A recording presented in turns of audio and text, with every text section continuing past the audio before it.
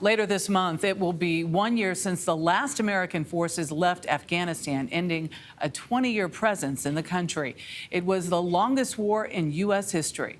The government collapsed when the Taliban swept to power within days. Imtiaz Tyab is in Kabul, the capital, for a look at what has happened in the last 12 months.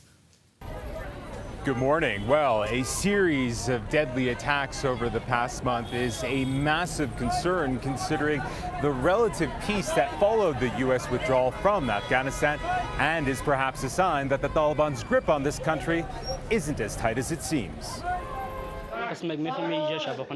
The horrifying aftermath of a suicide bombing at a Kabul mosque.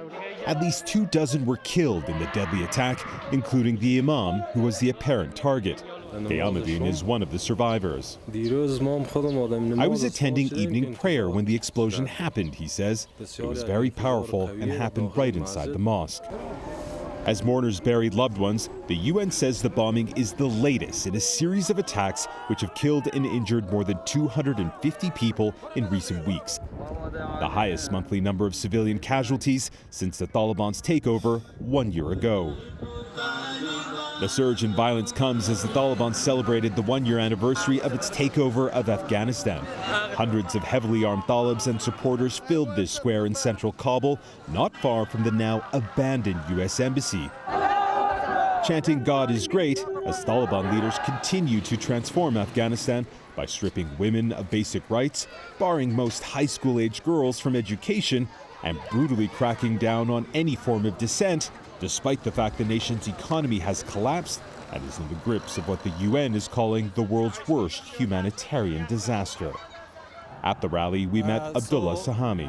Are you happy with the Taliban's leadership then? No, I'm not happy because the economic problem is very bad in Afghanistan, and also the education is not good. You know that the girls' schools are closed. So as the Taliban celebrates, 1 year on, the lives of ordinary Afghans are increasingly a misery.